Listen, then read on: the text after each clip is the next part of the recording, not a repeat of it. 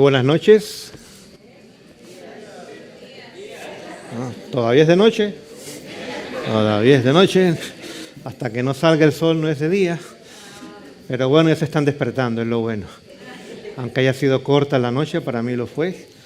4 horas de descanso. Pero bueno, mañana o esta noche será de más tiempo. Queremos en esta mañana, por la gracia de Dios, permitir que su palabra no tan solo sea escuchada, sino puesta en práctica en nuestras vidas. De eso se trata estas reuniones. No es buscando más información, sino transformación. Por eso hemos venido y espero que durante el tiempo que el Señor nos permita venir, cada vez que lleguemos a este lugar y cada vez que regresemos a nuestros hogares, nuevas decisiones, nuevas resoluciones y nuevas metas nos propongamos alcanzar por la gracia de Dios.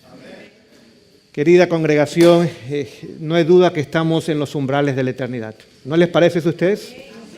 Aún el mundo reconoce que algo grande está tomando lugar y que algo mayor tomará lugar en un futuro muy cercano. Sí. Aún los medios de comunicación que no son cristianos, son seculares, constantemente nos hacen ver que no estamos viviendo en tiempos comunes y corrientes. Estamos viviendo en tiempo extremadamente solemne. Y en esta mañana queremos estudiar el tema que se nos ha dado para presentar y es una pregunta. ¿Quién permanecerá en pie? Y queremos contestar a la luz de la palabra de Dios, esa pregunta. Ahora, antes de ir al estudio de esta mañana, quisiera preguntarles qué ha pasado con nosotros en los últimos 6 meses desde que llegamos a la última reunión que hubo el año pasado. Esa respuesta es personal. ¿Hemos avanzado y progresado o hemos retrocedido? No olviden, la vida cristiana no hay neutralidad. O avanzamos o retrocedemos. O crecemos o dejamos de crecer. Espero que estos últimos 6 meses no simplemente hayamos visto noticias que nos han impactado, sino que la gracia del Señor haya impactado nuestras vidas. No seamos un pueblo basado en noticias, seamos un pueblo basado en la palabra de Dios. Sin duda alguna, Dios nos ha bendecido en muchas formas, si no, no estaríamos aquí. Sin duda alguna, nos ha dado suficiente para nuestro confort diario. No nos ha faltado absolutamente nada. Es más, tenemos más de lo que necesitamos. Tenemos tanto que no sabemos dónde guardar lo que tenemos. Ya debajo de las camas están llenas de cosas, los garajes están llenos de cosas y el carro afuera porque no hay lugar y somos pobres todavía, ¿no? Así que no hay duda que el Señor nos ha bendecido. Pregunten esta mañana, ¿reconocemos el tiempo presente? ¿Inquieta eso en nuestras conciencias? Espero que la respuesta sea positiva. Vamos a abrir la palabra de Dios y vamos a leer comenzando en el capítulo 6 de Apocalipsis. Apocalipsis capítulo 6. Y vamos a dar inicio en el capítulo 6, pero en el versículo 12. Apocalipsis 6, 12. En el libro de Apocalipsis hay 7 sellos. Y en el capítulo 6 hay 6 de los 7 sellos. El 7º tendríamos que ir al capítulo 8 para encontrarlo. Pero vamos a estudiar en esta mañana o comenzar nuestro estudio en el 6º sello. Y leo lo siguiente, Apocalipsis 6:12 dice lo siguiente. Miré cuando abrió el 6º sello. Aquí está el apóstol Juan en la isla de Patmos. Y que dice que vio, así estaba en visión. Vamos a ver qué contempló este hombre de Dios. He aquí, hubo un gran terremoto. Y continúa diciendo, y el sol se puso negro como tela de silicio, y la luna se volvió toda como sangre, y las estrellas del cielo cayeron sobre la tierra, como la higuera deja caer sus higos cuando es sacudida por un fuerte viento. Vamos a detenernos ahí. 2 versículos. Estos 2 versículos ya tienen o nos muestran 4 eventos que ya han tomado lugar. Para que el 6º sello se pueda abrir completamente, toman lugar 5 eventos. 4 de ellos han tomado lugar. El único que falta es el 5º y vamos a leerlo en un momento. Así que lo primero que contempla fue un terremoto. 1 de noviembre del año 1755 en Lisboa. Lo segundo que contempla es ahora el sol se hizo oscuro. 20 de mayo del año 1780.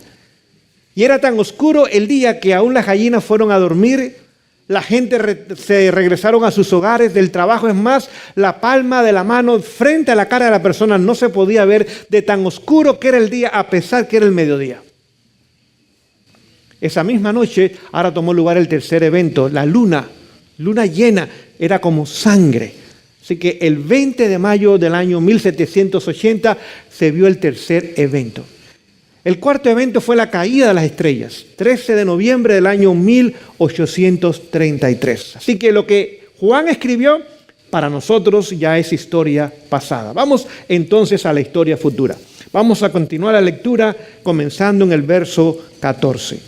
Y el cielo se desvaneció como un pergamino que se enrolla, y todo monte y toda isla se removió de su lugar. Así que el quinto evento que hará posible que completamente se abra el sexto sello es la segunda venida de Jesús, donde el cielo ahora se va a enrollar como un pergamino. Y no tan solo va a tomar lugar eso, sino que dice que todo monte y toda isla serán sacudidas. Otras versiones dicen removidas. Así que ese evento todavía no ha tomado lugar y es el evento que pronto ha de tomar lugar y usted y yo lo estamos esperando. Y déjenme decirles, tomará lugar en nuestros días. Tomará lugar en estos días. Usted y yo somos la última generación del planeta Tierra.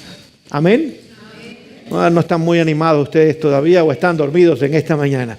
Queridos, hay algo que yo deseo, no es ir a un cementerio. Esa opción no me agrada mucho. Yo prefiero, en vez de bajar, prefiero subir. No sé si me explico. Así que cada vez que se presente esa promesa, digo, amén, Señor, y que se cumpla pronto, porque los días van pasando. Y yo no quisiera llegar a ese momento, quisiera encontrarme con mi Salvador muy pronto. Así que continúo la lectura y ahora en el versículo 15 el apóstol está mirando la segunda venida de Jesús. Está viendo catástrofes que tomarán lugar, los montes, las islas removidas. El cielo se va a enrollar como un pergamino. Eso nunca ha tomado lugar en la historia, pero ahora contempla la condición del mundo en esos momentos de la historia. Verso 15. Y los reyes de la tierra. Vamos a ver 7 grupos de personas. Los reyes de la tierra, ¿podríamos decir los gobernantes? Por supuesto. Continúa la lectura diciendo, y los grandes, son las famosas estrellas del deporte, de la música, de las novelas, la gente conocida y famosa del mundo. Grupo número 2, los ricos, los capitanes, es decir, los militares, los poderosos, es decir, los magnates, los empresarios, aquellos que dirigen empresas enormes y monopolios. Y continúa diciendo, y todo siervo y todo libre se escondieron en las cuevas y entre las peñas de los montes. Así que ve toda clase de personas, desde las clases más altas, los ricos, los magnates, los poderosos, los gobernantes de la tierra, hasta los pobres y los esclavos de la tierra. Y cuando ven 7 tipos de personas, de todo nivel social, desde las altas clases hasta la clase más baja, contempla que están haciendo algo. ¿Y qué están haciendo? Ahora se quieren esconder, ¿dónde? En las cuevas. ¿Saben que llegará un momento, aunque la gente del mundo va a querer ir al campo? Nosotros deberíamos ir, no por esa razón. Pero llegará el momento que aún los perdidos van a ir al campo. Pero será demasiado tarde. El objetivo de ellos es esconderse. El objetivo nuestro no es escondernos. En el campo usted no se puede esconder. Si usted se quiere esconder, vaya a la ciudad de New York. Sí, hay 20 millones de personas en ese lugar. La ciudad más grande del país. Cada día el promedio es que se cometen más de 250,000 de crímenes o delitos en New York. Y tan solo encuentran el 10 al 12% de los delincuentes. Así que para esconderse, el mejor lugar es New York. Porque ni la policía mejor capacitada del país, el departamento de policía más grande del país, con el mejor presupuesto, con la última tecnología, es en New York. Y buscando delincuentes, tan solo encuentran entre el 10 al 12%. Así que New York es el mejor lugar para esconderse. porque ni buscándolo posiblemente lo van a encontrar. El objetivo de Dios enviarnos al campo no es escondernos, es el desarrollo del carácter. Es el desarrollo del carácter y es lo único que podremos llevar al cielo. Así que vemos que aún los mundanos perdidos llegará el momento que ahora irán al campo, y no tan solo al campo, a las cuevas, van a ir a los montes, los lugares más remotos, con el objetivo de esconderse. Pero vamos a ver qué va a tomar lugar. Continúo la lectura entonces. Y decían a los montes y a las peñas, caed sobre nosotros y escondernos del rostro de aquel que está sentado sobre el trono y de la ira del Cordero. Porque el gran día de su ira ha llegado. Y ahora viene la pregunta, que es el título del tema que se nos dio en esta mañana. ¿Y quién podrá sostenerse? Otras versiones dicen mantenerse ¿cómo? En pie. Así que Juan está contemplando los últimos momentos de la historia.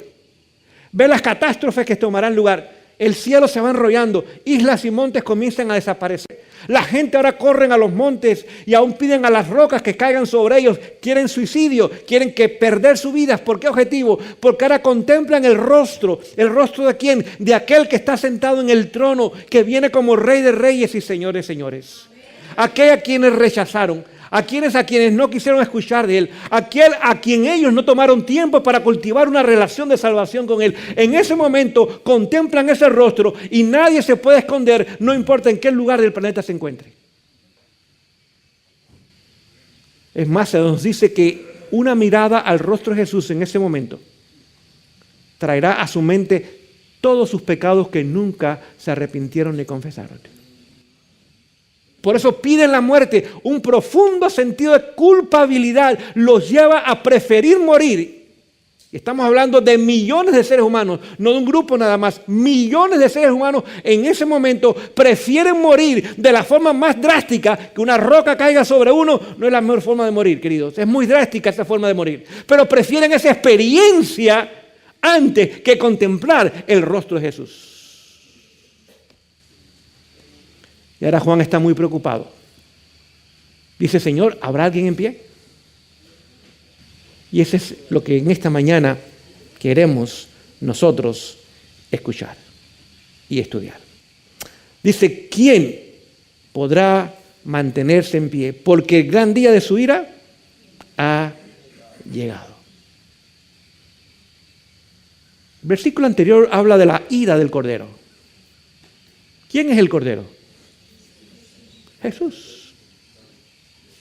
29 veces en el Nuevo Testamento se pone la palabra Cordero con mayúscula. Es decir, no representa un animalito, representa a Jesús. La única excepción es en Apocalipsis 13, donde habla de Estados Unidos como un cordero en sus inicios. Pero todas las demás hablan directamente de Jesús. ¿Se conoce el Cordero por ira? No.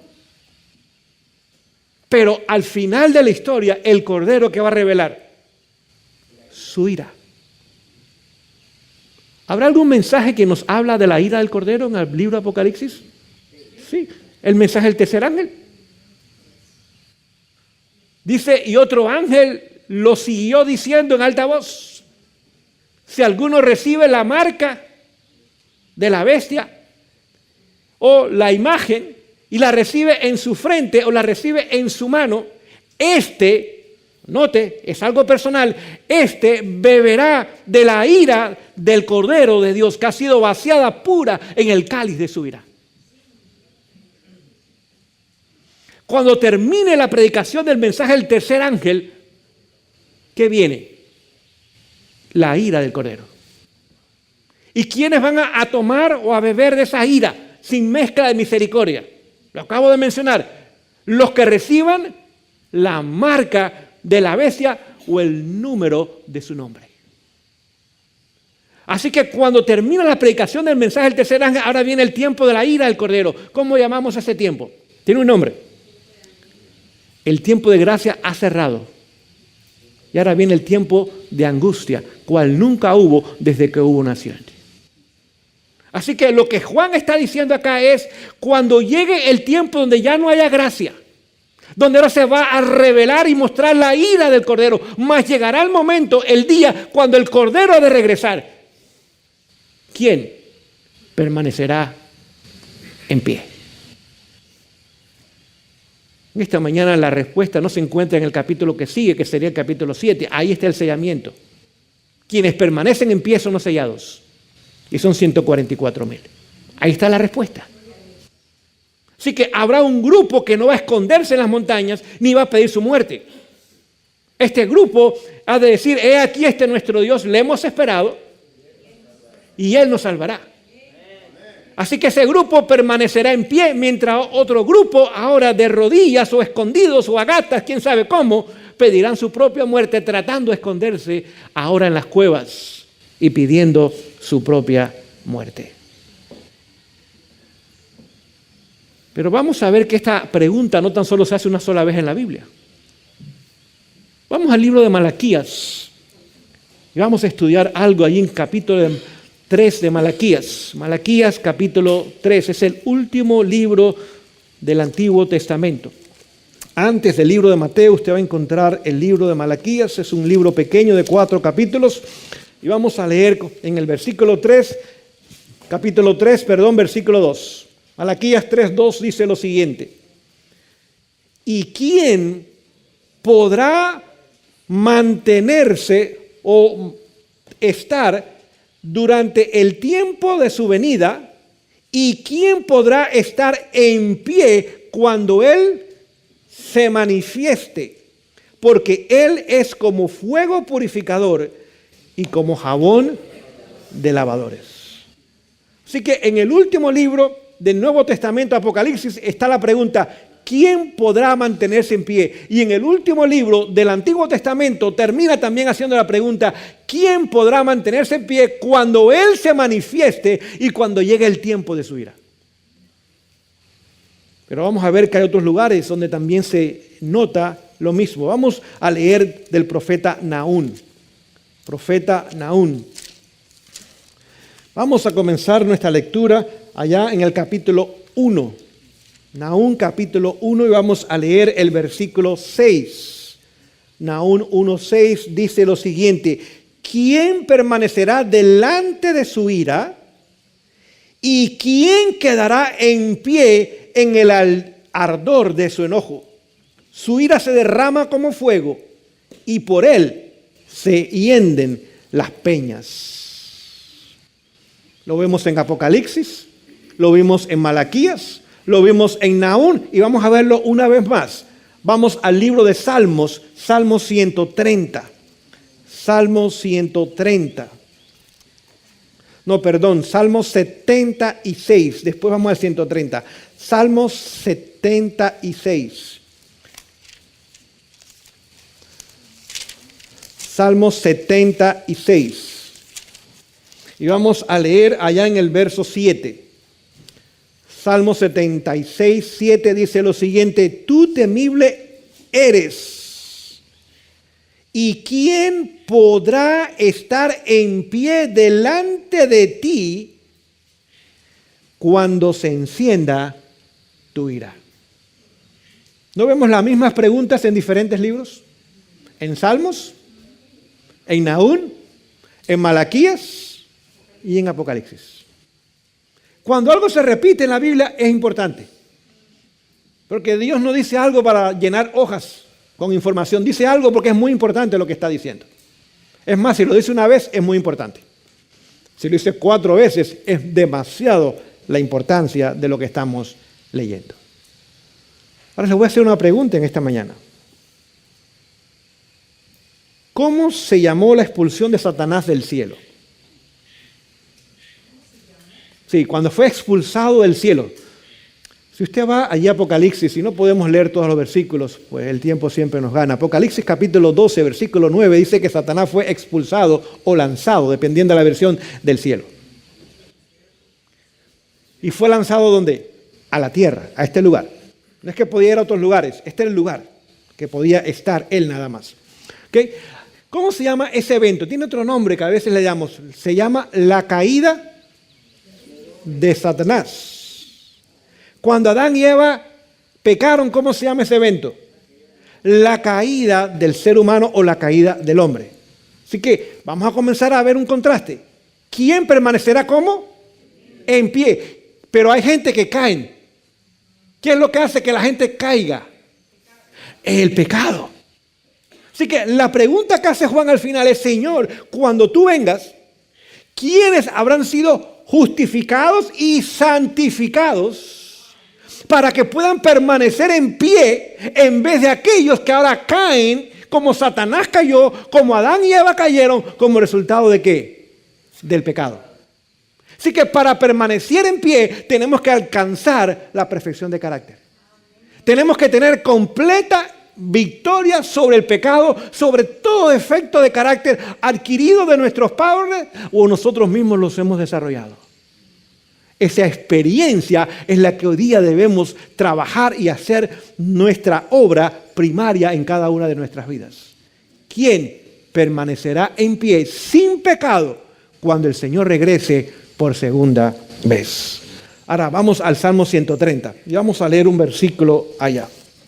Salmo 130 y nos va a ayudar a entender en forma más completa lo que estamos estudiando en esta mañana. Salmo 130, vamos a leer comenzando en el verso 3. Dice lo siguiente: Jehová, si mirares ¿a qué? A los pecados, ¿quién, oh Señor, podrá qué cosa? Mantenerse. Así que si Dios contempla el pecado en nosotros, ¿quién se puede mantener? Nadie. Verso 4. Pero en ti hay perdón para que seas reverenciado. Así que el pecado es lo que hace ¿qué cosa? Que el ser humano caiga. Lucifer cayó. Adán y Eva cayeron. Es más, cuando el rey David cometió su pecado, ¿cómo se llama eso? La caída de David. Cuando Salomón se alejó de Dios, ¿cómo se llama eso? La caída de Salomón. Cuando el rey Saúl fue despreciado por el Señor, ¿cómo se llama eso? La caída de Saúl. Así que lo que nos hace caer es ¿qué cosa? La práctica del pecado. Lo que nos ayuda a mantenernos en pie es cuando el Señor nos perdona y nos santifica.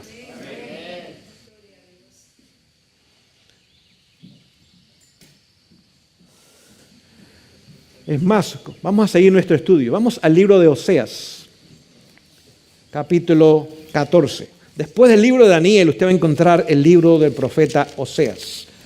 Oseas. Vamos a leer el último capítulo de ese libro. Capítulo 14, vamos a leer el verso 1. Oseas 14, 1. Tenemos el estudio en esta mañana, así que no cierre su Biblia, vamos a seguir usándola. Es hermoso escuchar las hojas de la Biblia. Y un amén de vez en cuando también. Ok, muy bien. Oseas 14:1 dice lo siguiente: vuelve, oh Israel, a Jehová tu Dios, porque por tu pecado has caído. Vamos a leer otro versículo en el mismo libro, en el mismo capítulo. Pero ahora vamos a pasar al verso 14. Oseas 14:9 dice lo siguiente: ¿quién es sabio para que entienda esto y prudente para que lo sepa? Porque los caminos de Jehová son rectos y los justos andarán por ellos, mas los rebeldes, ¿qué pasa? Caerán en ellos. ¿Vemos la misma forma de pensar dicha en diferentes maneras y en diferentes lugares? Exactamente, vemos nosotros lo mismo. El mensaje que usted hoy día escuche, que no hable de una vida de santidad, es un mensaje falso.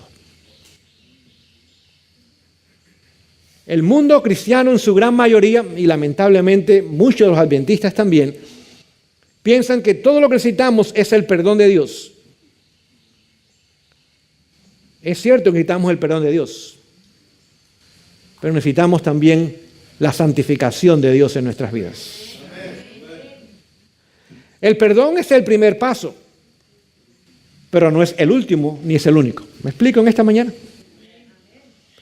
Es el primer paso porque en el perdón, que es la justicia imputada, o vamos a poner otra palabra más conocida, dada, acreditada. Es como si alguien le hace un depósito en su cuenta de banco. Usted recibe algo que no merece, que alguien trabajó y lo pone en su cuenta de banco. Esa justicia se aplica al pecador arrepentido inmediatamente.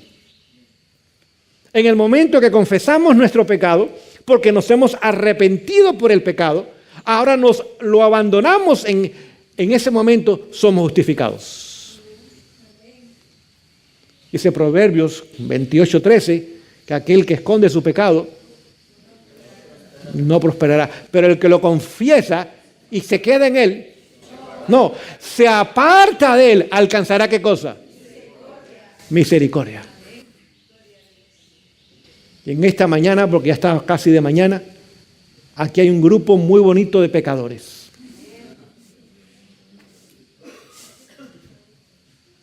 Todos hemos pecado, pero no tenemos que vivir en el pecado. Podemos vivir sin pecar por la gracia de Dios. No importa la enormidad de nuestros pecados, no importa cuán profundo hayamos caído, cuán negros sean nuestros pecados, la sangre de Cristo nos limpia de todo pecado. Y lo vamos a leer en un momento. Primera de Juan, capítulo 1, versículo 7, dice que la sangre de Jesús nos limpia de todo pecado. ¿Cuánto es todo? Todo. En el momento que el pecador se arrepiente, confiesa su pecado y se aparta de él, ahí está un punto importante. Se aparta de él, en ese momento alcanza ¿qué cosa? Misericordia. No podemos seguir revolcándonos en el pecado y pensar que la misericordia de Dios se aplica a nuestras vidas. Eso es presunción. Pensar que en el pecado podemos recibir nosotros bendiciones. No. El problema del pecado es que ofrece placer. Y por eso Satanás lo ofrece. Porque él conoce nuestras debilidades. Y nos ofrece algo que en el momento nos va a dar placer. Pero después ese placer se convierte en amargura. Quizás nos ofrece un empleo bien pagado, con buenos beneficios, pero requiere trabajar las horas santas. O quizás nos ofrece una relación con una persona que no nos pertenece. Y nos da placer. O quizás nos ofrece un título, una carrera, una posesión, etcétera, etcétera. Sí, Satanás hoy día, Testimonios para la Iglesia, volumen 5, página 125, dice que hoy día está comprando almas y las compra muy baratas. Dice que ofrece lo que el alma separada de Cristo quiere. ¿Qué tipo de persona? No de la iglesia. Satanás sabe que la iglesia no nos puede salvar, aunque sea la correcta. Las enseñanzas correctas tampoco nos pueden salvar. No somos salvos por conocimiento. Si alguien conoce la verdad en este universo es Satanás. Porque por años, milenios, siglos, no sabemos, estuvo en la misma presencia de Dios. Si la salvación fuera un examen teórico, Satanás podría pasarlo 100%.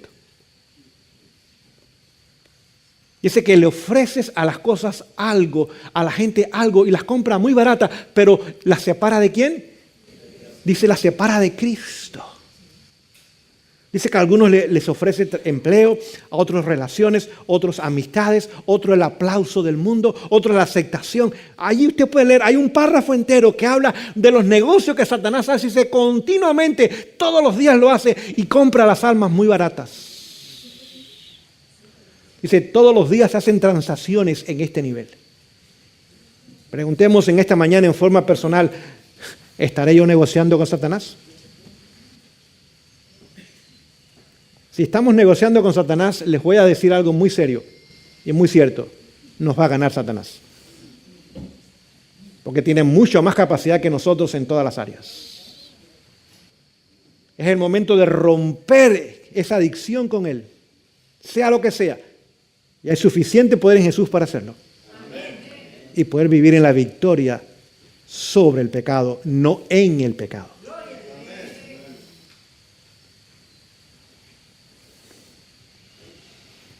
La justificación o el perdón, como también se le conoce, es la justicia que Jesús nos acredita en nuestra cuenta.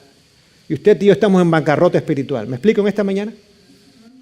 En bancarrota espiritual y debemos millones y millones de lo que Dios quiera ponernos, lo debemos. Pero está dispuesto a poner en nuestra cuenta suficientes recursos para cubrir completamente nuestra deuda, no importa cuántos años tengamos de deuda. Gloria a Dios por eso. Y el Banco del Cielo no usa dólares, usa fe. El recurso del cielo es la fe, no es el dinero. El dinero es el pavimento del cielo, no sé si me explico, porque las calles son de oro. Así que si las calles son de oro, ¿cómo está la economía en el cielo? Excelente, queridos. ¿Vale mejor ir allá que estar aquí? Yo creo que sí. Vemos que el mundo está colapsando hoy día. Las economías mundiales están cayendo delante de nuestros propios ojos. Cada vez más difícil vivir como clase media aún en este país. Los precios son muy elevados, falta en los empleos, menos ayudas, recortes por acá y por allá. Vemos que un mundo está colapsando. ¿Piensan ustedes que es tiempo de invertir en el colapso? No, es tiempo de prepararnos para salir del colapso. Este no es nuestro hogar, aquí estamos de pasada nada más. El apóstol Pablo dice que nuestra ciudadanía está en los cielos. Mi ciudadanía no es americana, es celestial. Mi constitución no es la de este país, es la ley de Dios.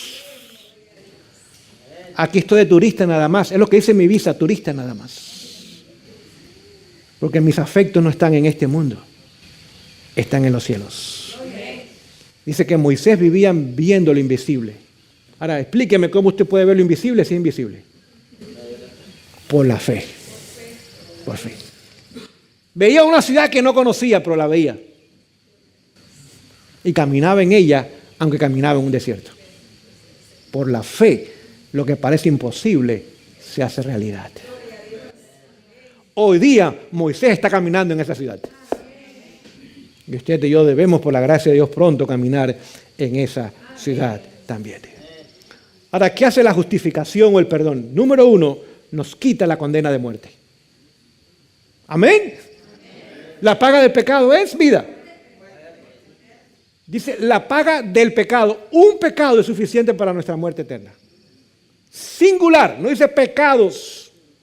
No es cuando llegues a 1000, entonces muerte. No, un pecado es suficiente para nuestra muerte eterna. Pero en el momento que somos justificados, en ese momento, ¿qué sucede con nosotros? En ese momento, no somos reos de muerte, pasamos de muerte a vida. La condena que había con nosotros y sobre nosotros es quitada en el momento. Pero no tan solo toma lugar eso. El Señor quita la culpabilidad que hay en nosotros por el pecado. Y gloria a Dios por eso. Porque todos tenemos muchos trapitos sucios, ¿eh? Y el Señor va a quitar esa culpabilidad. Ahora sentimos el gozo del perdón y de la aceptación divina. Y número 3, en ese momento Dios nos declara justos. Como si nunca hubiésemos pecado.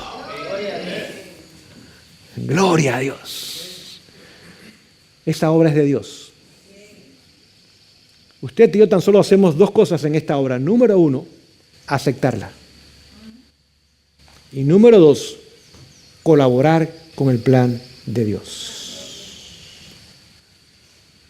Si Dios dice sábado, es sábado. Hay que buscarle 5 patas al gato. Son 4 todavía, queridos. Si el Señor dice, bueno, yo quiero que tú vivas en el campo, allá voy, Señor. Yo quiero que tú cambies tu dieta, pues claro, Señor. Ya hay menos amenes, ya las cosas van cambiando. Yo entiendo, queridos, estamos en el mismo bote. Lo que el Señor pida, es nuestro gozo hacerlo. Digamos, si usted y yo hubiéramos cometido un crimen terrible y fuimos condenados a morir, pero el gobernador del estado cancela esa sentencia de muerte y nos deja en libertad. Cuando usted sale de la cárcel, ¿usted está enojado con el gobernador o agradecido con el gobernador? ¿Le dio algo que usted no merecía? Exactamente. ¿Y usted va a salir para seguir violando la ley y para que regrese a ese lugar? Tan solo un tonto hace eso, pero aquí hay muchos tontos, comenzando conmigo. Porque continuamos en el pecado todavía. El Señor nos quiere declarar justos, nos quiere quitar la culpabilidad, nos quita la condena de muerte en la cual merecemos y todavía continuamos practicando el pecado. Ahora viene la segunda parte. Porque el Señor sabe que nosotros tenemos el buen deseo, pero no tenemos el poder para hacer eso. Pero Él ha prometido, Filipenses 2:13, que quiere hacer el bien, pero también darnos el poder para hacer el bien. Pues es Él quien nos da el deseo, mas también nos da ¿qué? El querer de hacer su buena voluntad. Ahora entramos en la segunda parte, la santificación. Esa parte es la que Satanás no quiere que tome lugar en nosotros.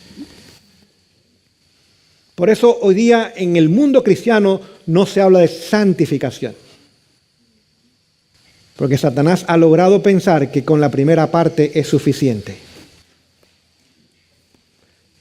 En la justificación, en primer lugar, el Señor nos da su poder para vivir en libertad sobre el pecado. Ese poder yo no lo tengo ni usted tampoco. Jesús lo dijo claramente allí en Getsemaní. El espíritu está presto, pero la carne está en bancarrota. No hay poder en nosotros para hacerle frente al pecado. Somos muy débiles. Tenemos 6,000 años de una descendencia decadente. Cada generación va decayendo más y más y más en el pecado. Y aún el buen deseo que tenemos, Dios lo ha puesto en nosotros. Es el cumplimiento de Génesis 3:15. Yo pondré enemistad en el corazón de ustedes contra Satanás. Eso nos da el deseo de una vida diferente y cambiada, pero no tenemos el poder tampoco. Por lo tanto, en la santificación Dios nos da su poder. Por eso es la justicia impartida. Nos imparte su carácter. Nos da el poder para que el pecado no tenga dominio sobre nosotros. Cuando llegue la tentación, en el poder de Jesús podemos decir que no. Y mantenernos en victoria. La santificación también se le llama la perfección del carácter. Esa obra es la obra de toda una vida. Es más, quizás les puedo leer del libro Hechos de los Apóstoles, la declaración que ustedes han escuchado en muchas ocasiones, pero quiero leerlas en esta mañana. Dice aquí lo siguiente, leo en la página 447, dice: la santificación no es obra de un momento, una hora o un día, sino de toda la vida. Así que, ¿cuánto tiempo toma? Toda la vida. Ahora voy a detenerme aquí para explicar algo, porque muchos piensan que toda la vida significa que caigo y me levanto, caigo y me levanto. No es toda la vida tratando de ser santos, sino toda una vida en completa entrega y sumisión a la voluntad de Dios. Amén. Donde si hay momentos donde débilmente caigo todavía, en ese momento la justicia me perdona, pero en ese momento continúa también trabajando la justicia que me santifica. Amén. No es de continuos esfuerzos, sino de continua sumisión. Y ahí está el problema. Santiago 4:4 dice que resistir al diablo. Pero antes de esa palabra viene otra frase. Someteos pues a Dios y resistir al diablo. Para yo poder resistir al diablo, primero me tengo que someter ¿a quién? Si no, no puedo resistir al diablo, aun si tengo las buenas intenciones. Someteos pues a Dios y resistir al diablo y él huirá de vosotros. Santiago 4:4. No, Santiago 4:8. Santiago 4:4 dice, oh generación adúltera. Santiago 4:8 es la que menciona esto. Así que continúo, la cita dice, no se le consigue por medio de un éxtasis o sentimientos, si no es el resultado de morir, y aquí viene la clave, constantemente al pecado y vivir cada día para Cristo. ¿Morir a qué? ¿Y cómo se muere el pecado? Gálatas 2:20. Con Cristo estoy juntamente en los cielos.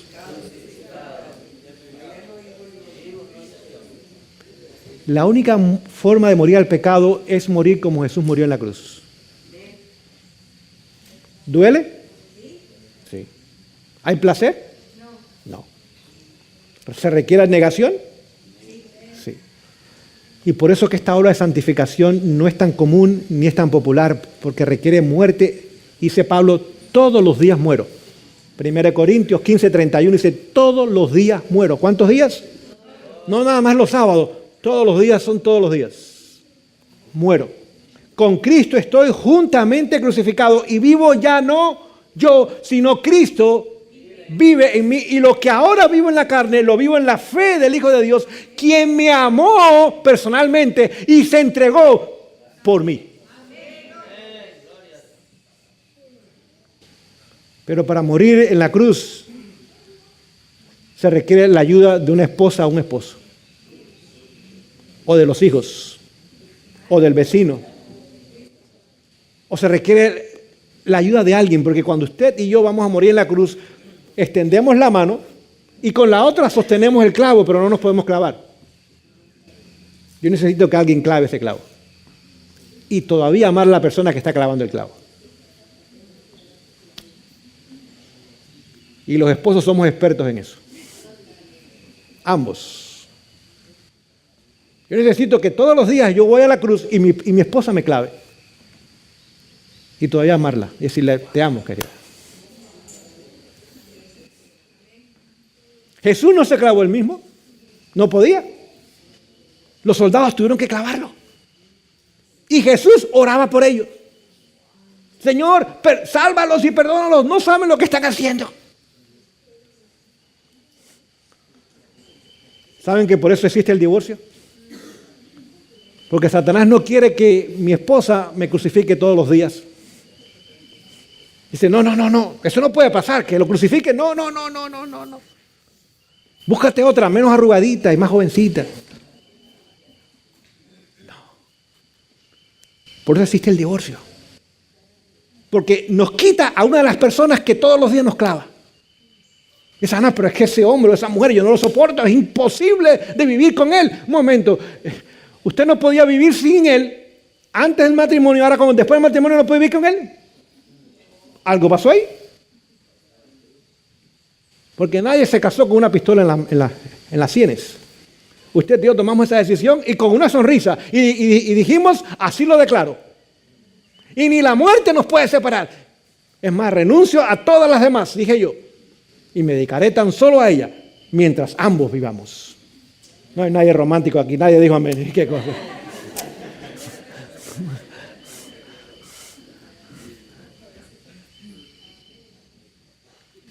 Pero cuando uno se casa, en el hogar cristiano, dice que entra a una escuela en la cual nunca nos graduamos. Y esa escuela no es fácil.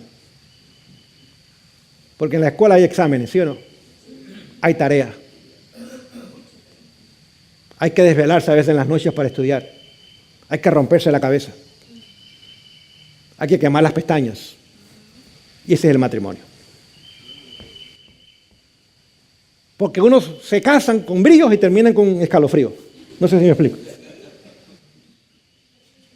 Muy enamorados el día de la boda, el pastel y todo lo demás que la gente hace el día de la boda. Y pasan los años y dice, ¿qué yo he hecho? Y a correr. Ahí viene la obra de santificación. ¿Puedo amar al que es difícil de amar? Como Dios me ha amado a mí, ¿quién soy difícil de amar? Cuando yo lo he chasqueado miles de veces y todos los días lo hago y todavía me ama. Cuando no tengo dinero, cuando no tengo títulos, cuando no tengo nada que ofrecerle al Señor, absolutamente nada. Todo lo que tengo son problemas y defectos y pecados. y todavía soy el centro de su amor, de su misericordia y de su atención. ¿Podría aplicar eso a mi esposa? Sí. Aunque me queme la camisa cuando la plancha. Aunque la comida no le quede buena a veces. Aunque la cena no esté preparada a su hora todavía. ¿Y esposas pueden amar a su esposo? ¿Aún si ronca en la noche? ¿Aún si se porta mal a veces? Estamos en la escuela. Ningún examen es fácil. Pero es necesario. Para pasar de grado hay que pasar el examen, ¿sí o no? Y usted no se puede quedar en primer grado el resto de su vida. Si no, no aprende, nada más contar con los dedos. Y el Señor nos llama para que usted y yo podamos, por su gracia, permitir que esa obra de crecimiento espiritual o de santificación sea una realidad constante en nuestras vidas.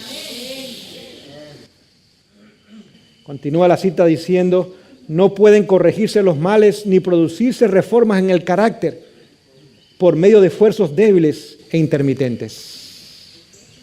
De vez en cuando sí tenemos el deseo y después, no, tenemos que ser constantes. Solamente venceremos mediante un prolongado y perseverante trabajo, penosa disciplina y duros conflictos. Pero en Cristo hay victoria.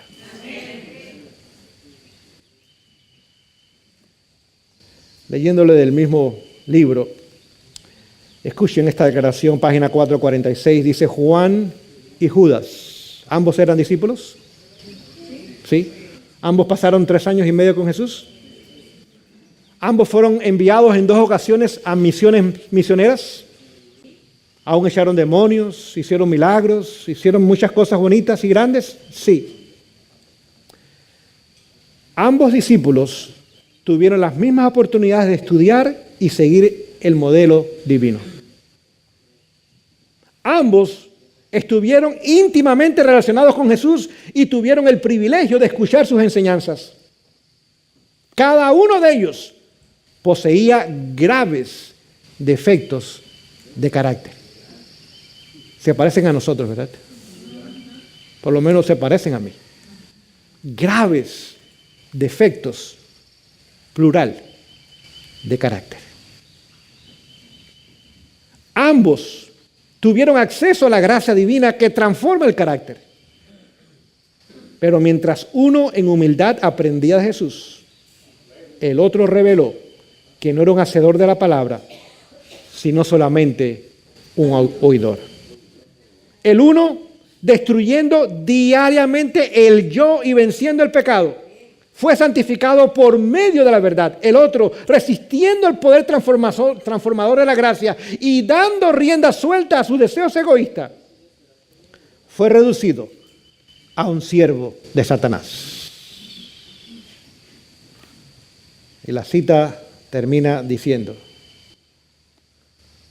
hoy día, semejante obra de transformación del carácter se puede observar en aquellos que se someten a Jesús. O vamos a ser Juan o vamos a ser Judas. Eso depende de cada uno de nosotros. Eso depende de cada uno de nosotros.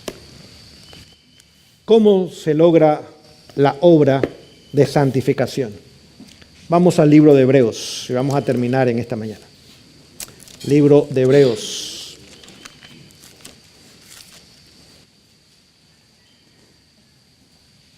Capítulo 13. Hebreos capítulo 13, verso 12.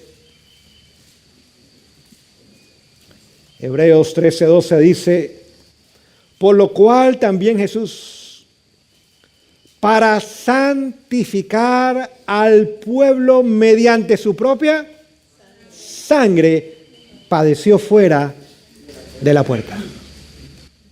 Primera de Juan 1:7 dice que nos limpia su sangre de todo pecado, pero Hebreos 13:12 dice que nos santifica por medio de ¿qué? De su sangre.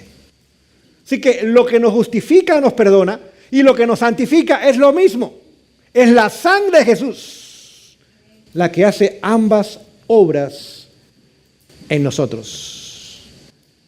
Y esa sangre nos limpia, pero también esa sangre nos santifica.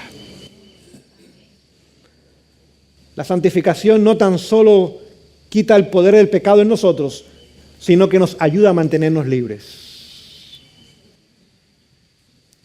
Si el pecado no señorea en nosotros, estamos viviendo ahora ¿en qué?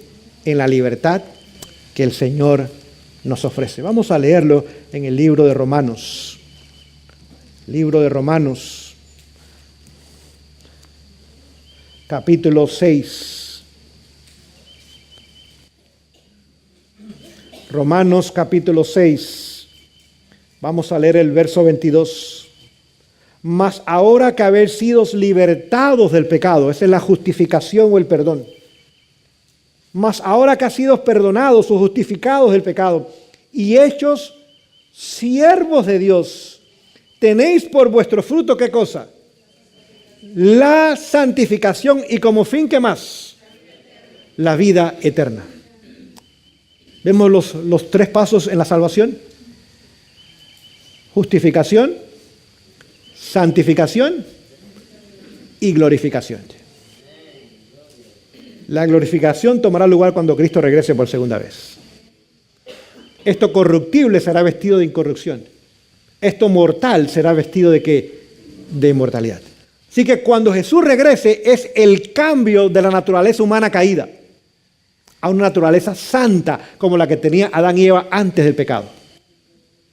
Pero el cambio del carácter tiene que tomar lugar antes que Jesús regrese por segunda vez.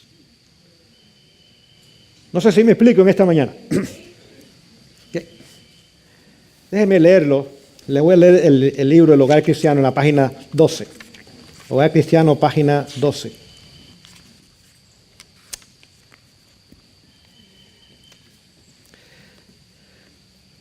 Dice lo siguiente en el párrafo 3. El carácter que adquiráis durante el tiempo de gracia será el carácter que tendréis cuando Cristo venga. Así que, ¿dónde se obtiene el carácter? Durante el tiempo de gracia. No cuando Cristo venga. Cuando Cristo venga es el cambio de naturaleza caída a naturaleza santa y perfecta. Pero el cambio del carácter es hoy día.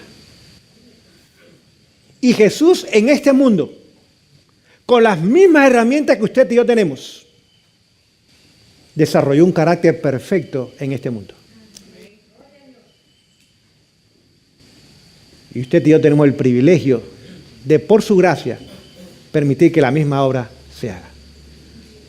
Continúo la lectura. Si queréis ser santos en el cielo, debéis ser santos primero en la tierra. Así que no es cuando lleguemos al cielo que de repente Dios saca una varita mágica y nos toca y somos santos. ¡Oh, qué bueno! Ya somos santos todos. No, queridos. Dios no es mago. Dios es todopoderoso, pero no es mago. La magia tiene que ver con Satanás. Dios nos da el poder y nos da las herramientas para hacer la obra. Nos da el deseo, nos da su ejemplo, nos da su sangre que nos limpia y nos santifica. Nos da el Espíritu Santo que nos da el poder en nosotros. Nos da la palabra para entenderlo, el testimonio de Jesucristo. Nos da otras herramientas como el mensaje de salud, como el mensaje de la verdadera educación, como el servicio desinteresado a otras personas, etcétera, etcétera. Nos da un montón de cosas, pero la obra usted y yo la hacemos. Si Dios hiciera esa obra por nosotros, Satanás tendría razón en su acusación. Tan solo te pueden obedecer porque tú los haces así. Pero Dios jamás violenta la conciencia del ser humano. Usted y yo tenemos que tomar las herramientas y en el poder maravilloso y poderoso de Jesús permitir que Él termine la buena obra que ha comenzado en nosotros. Continúa la cita, dice, los rasgos de carácter que cultivéis en la vida no serán cambiados ni por la muerte ni por la resurrección. Así que cuando salga Hitler de la tumba, ¿cómo va a salir? ¿Cómo fue a la tumba? Cuando Nerón salga de la tumba, ¿cómo va a salir? Igual. Pero cuando Pablo salga de la tumba, ¿cómo va a salir? Su último pensamiento va a ser su primer pensamiento. Porque la muerte es simplemente una pausa. No sé cuántos de ustedes recuerdan cuando habían grabadoras hace años atrás. Y usted podía pararla, la ponía en pausa. Y cuando le quitaba la pausa, seguía en el mismo lugar que se había detenido, ¿sí o no? Es lo que hace el Señor. La muerte pone la pausa. Cuando Él venga, quita la pausa. El último pensamiento es el primer pensamiento. Si morimos amando a Jesús, ese pensamiento va a salir con nosotros. Si morimos despreciando a Jesús, ese pensamiento sale con nosotros. La muerte no cambia el carácter, ni la resurrección tampoco. Jesús no cambia nuestro carácter al venir. La obra de transformación debe hacerse ahora. Nuestra vida diaria determina nuestro destino. Saldréis de la tumba con la misma disposición que manifestasteis en vuestro hogar y en la sociedad.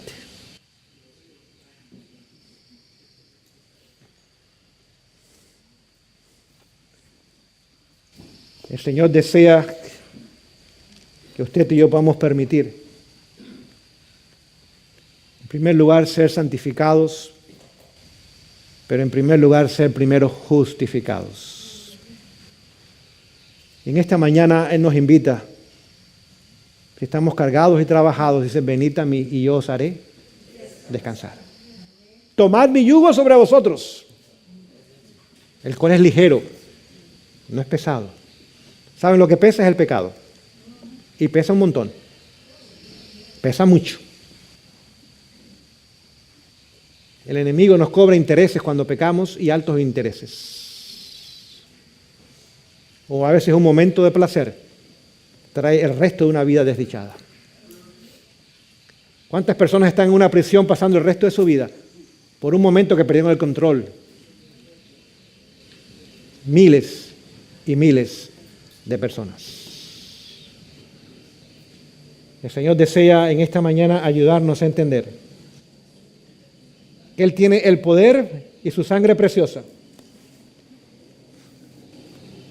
para limpiarnos de todo pecado, pero también para santificarnos. ¿Quién permanecerá en pie? Es la pregunta que se nos dio para desarrollar en esta mañana. Aquellos que hayan sido justificados y santificados permanecerán en pie. En esta mañana usted y yo formemos parte de ese grupo. No importa el pasado, no importa lo que haya sucedido en nuestras vidas, no importa la crianza que hayamos tenido, los fracasos que hayamos experimentado, las caídas que hayamos tenido, los dolores que estemos sufriendo hoy día debido a nuestras malas decisiones. El Señor promete darnos la victoria y mantenernos en la victoria. No es una vida simplemente de bajas y altas, bajas y altas. Es una vida donde cada día, por la gracia de Dios, vamos ascendiendo, ascendiendo, ascendiendo, hasta que un día el carácter de Jesús perfectamente se reproduzca en nosotros. Eso va a terminar vindicando el carácter de Dios. Eso va a terminar demostrando que las acusaciones de Satanás son falsas. Y que el plan de salvación realmente trabaja. Es más, el plan de salvación hace 4 cosas. Número 1, vindica el carácter de Dios. Demuestra que un pecador arrepentido puede vivir en victoria sobre el pecado.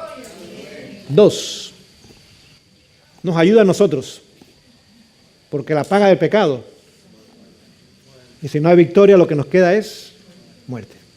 Número 3, ayuda a la sociedad. Porque un cristiano en victoria es un buen ciudadano, es un buen padre, es un buen esposo, es un buen trabajador, etcétera, etcétera. Número 3 o 4 y último, ayuda a la iglesia. Porque demuestra que la iglesia que predica el mensaje y lo vive es la iglesia de Dios para estos días. El Señor nos bendiga. Vamos a terminar con la oración de esta mañana y quedamos despedidos para el desayuno, pero antes vamos a hacer un llamado. ¿Estamos cansados de pecar? Yo sí. yo estoy harto de pecar. Anhelo esa vida santa, diferente, esa vida que honre al Señor, que avance su causa. Una vida que sea como de aroma, que trae bendiciones a otras personas con mis palabras, con mis miradas, con mis acciones, aún con mis pensamientos. Deseo que el Señor pueda realmente comenzar a profundizar en su obra hasta que sea hecha. Aún si duele. Porque va a doler en ocasiones. Pero dice que el arrepentimiento que es genuino en el momento trae dolor, pero después trae gozo. Y el gozo es fruto del Espíritu. No dice felicidad. Felicidad es pasadera. Gozo permanece para siempre. Queridos, estamos en los momentos finales de la historia humana. Lo decimos y no lo creemos. Si el Señor nos mostrara el momento de su regreso, no creeríamos cuán cerca estamos en ese momento. Y lamentablemente nosotros necesitamos avanzar en la obra de santificación. Esa obra es la obra que va a terminar la obra de Cristo en el lugar santísimo. Hasta que no tenga un pueblo que pueda sellar, Él no puede terminar su obra en el lugar santísimo. Tiene que tener un pueblo que refleje su carácter completamente, no parcialmente. No de sábado en sábado, los 7 días, no los 7º día nada más. Que pueda sellar, y cuando sella ese pueblo, ahora puede terminar su obra en el lugar santísimo y regresar a buscarnos. En otras palabras, quienes estamos demorando la venida de Jesús somos nosotros. No es el Vaticano. No es el protestantismo apóstata tampoco. No es Estados Unidos. Estas instituciones ya están listas para terminar la obra. ¿O no lo vemos? Están listas. El Señor está deteniendo los vientos todavía. No, todavía no. Hasta que yo pueda sellar a mi pueblo. Quienes permanecerán en pie son los sellados. Que obtenga victoria sobre el pecado permanentemente. Desde los más pequeños hasta los más grandes. Y usted y yo, como este pueblo, somos los que estamos deteniendo la obra y los que estamos demorando la obra. ¿Hasta cuándo? ¿Queremos seguir llenando cementerios? Esa opción no es la mejor. ¿Queremos seguir llenando asilos de ancianos con gente decrépita y la mente ida? No. ¿Queremos seguir llenando hospitales con gente enferma, en dolor y en sufrimiento? No. ¿Queremos seguir llenando cárceles? No. Es tiempo de la victoria. Es tiempo de ir a Jesús como nunca hemos ido, Señor. Haz tu obra en mí. El secreto está en la comunión con Dios. Estamos tomando todos los días tiempo con Jesús. Si usted lee el capítulo, se llama, este capítulo que leí de hecho de los apóstoles se llama Transformados. Y habla de Juan y de Judas. Si usted lee el capítulo, y yo le animo que lo haga, identifíquese con Juan. Dice que todos los días contemplaba a Jesús. Juan era el hijo del trueno. No tenía buena fama. No era un buen muchacho, era un pandillero delincuente. Es más, la madre de ellos le dice a Jesús, cuando tú vengas a mi hijo los pones en primer lugar, una madre consentidora. Sabían que eran delincuentes y todavía estamos pidiendo el primer lugar para ellos en los cielos. Suerte que Jesús sabe tratar a la gente aun cuando se equivoca. Dice, eso está en las manos de mi Padre, eso no. Vamos a trabajar con el carácter primero, después nos encargamos de quién se sienta a quién y dónde. A través de la comunión con Jesús dice que contemplándolo cada día, la ternura, etcétera, etcétera, dice que fue cambiado del hijo del trueno al discípulo amado. Y aún se recostaba sobre el pecho de Jesús, dice. Esa es su experiencia y la mía debe ser. Donde vamos a Jesús, no como Marta apurado, sino como María. Señor, hasta que no sea cambiado y transformado, no voy a salir de tu presencia. Y cuando salga de tu presencia, todo el día me voy a mantener unido contigo, Señor. No es comunión y después desunión, no es comunión y después es unión. Dice que no debemos pasar una hora sin orar, porque no somos seguros si pasamos una hora sin orar. Vamos de rodillas a hablar con nuestro Dios en esta mañana.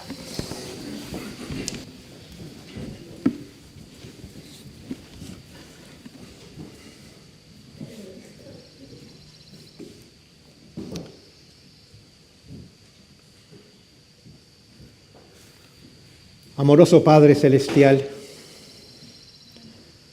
gracias te damos porque eres un Padre maravilloso. Hace 6,000 años este mundo cayó en pecado. No nos abandonaste a nuestra suerte.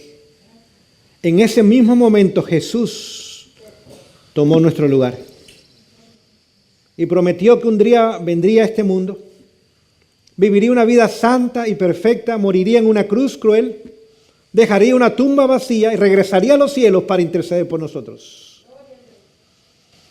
Y el Espíritu Santo hoy día aún gime por nosotros con gemidos indecibles.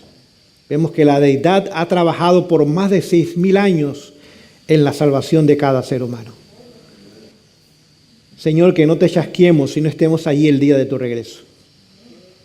Que no corramos a las cuevas, ni pidamos que las rocas caigan sobre nosotros. Al contrario, levantemos nuestros rostros, nuestras manos y digamos, he aquí, este es nuestro Salvador, le hemos esperado y Él nos salvará.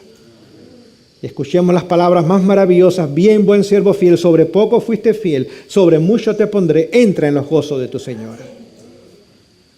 Señor, en esta mañana hay un grupo de niños, jóvenes, adultos y ancianos en este lugar.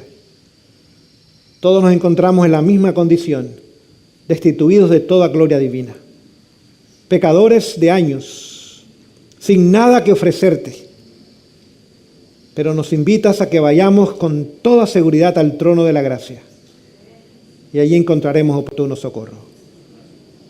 Perdona nuestros pecados, Señor. Límpianos desde la cabeza hasta los pies, como Naamán 7 veces, sumírgenos en tu sangre preciosa, Señor, hasta que salgamos limpios, pero esa sangre nos santifique también. Haga una obra completa y total. Gracias, Señor, por este campamento que una vez más toma lugar. Los hermanos y familias que han llegado o aquellos que estarán llegando más tarde. Que no simplemente vengamos a tener un tiempo agradable social, sino tengamos un encuentro con Jesús. Ese encuentro nos impacte, nos cambie, nos transforme a su imagen y a su semejanza.